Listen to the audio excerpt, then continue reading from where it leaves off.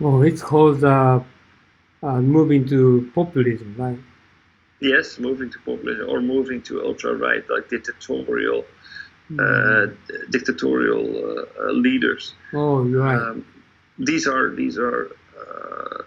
becoming more and more normal normal choices, normal options Mm.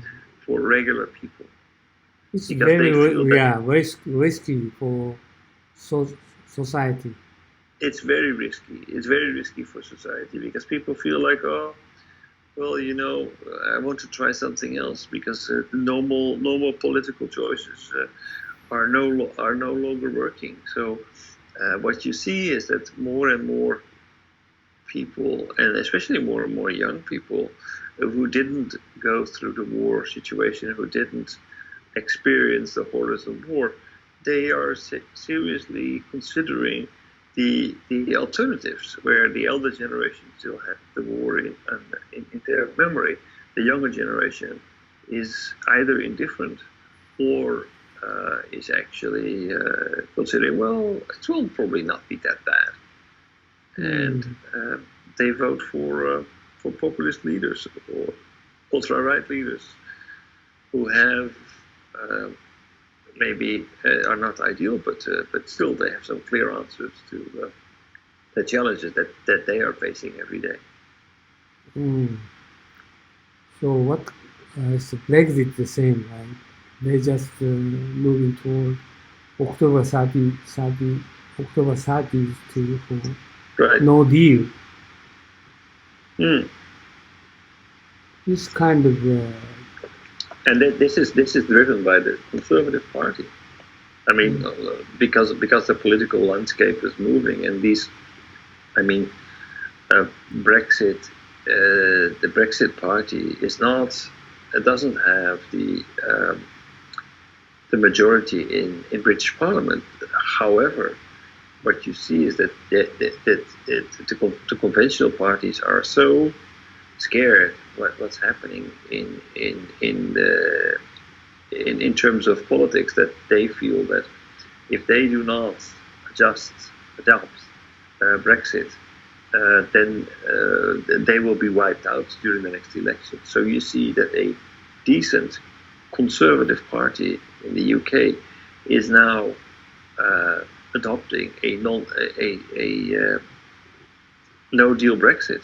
mm, Um, Not because I don't feel it's because this is what everybody really wants and what everybody would really pursue if it wasn't for Farage, and then it probably wouldn't have happened. So what you see is we don't even need a majority in Parliament in order to have populism thriving, because the traditional parties are just simply adopting what the the populists want, because they are the name of the game. They are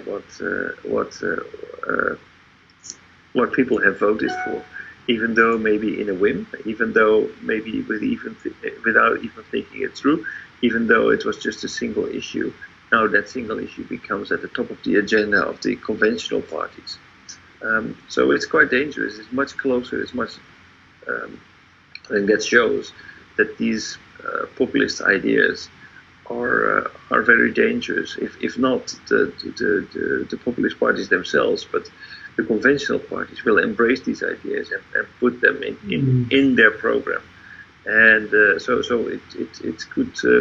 it could very well be that populism and these radical ideas become more and more mainstream in everyday politics. mm, And in our immediate future, we will see more of these ideas that are not necessarily democratic, that are not necessarily uh, mm.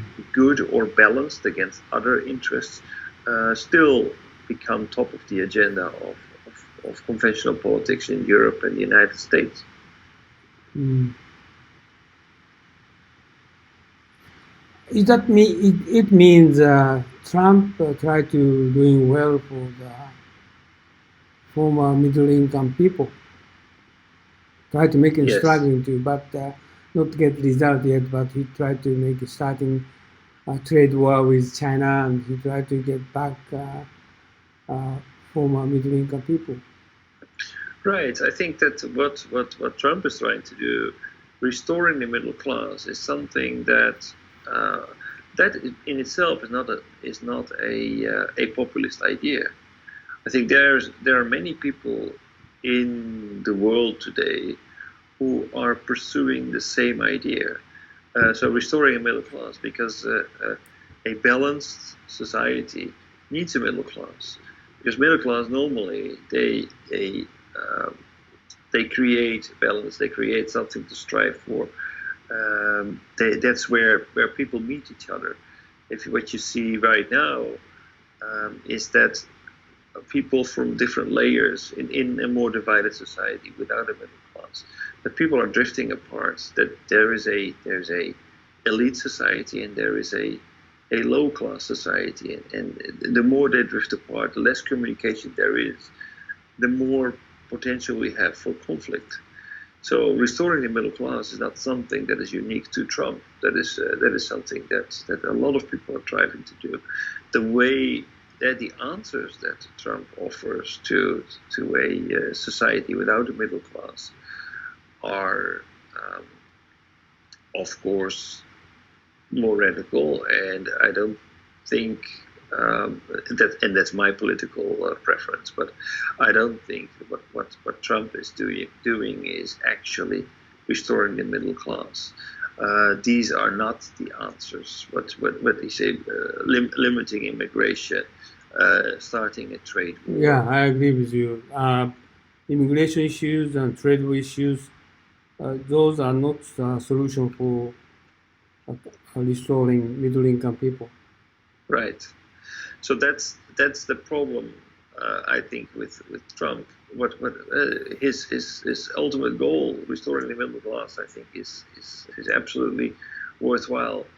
Uh, but the recipe on how to achieve that's just wrong. And I I doubt whether he himself believes that will even be achieved. His goal will actually be achieved Mm. by starting a trade war, by putting up a wall with Mexico. I don't think so. That's where I classify him as a populist, not as Mm. a regular politician. America, Europe, and almost global level, kind of middle income people, very difficult to restore their position. Uh, Yeah.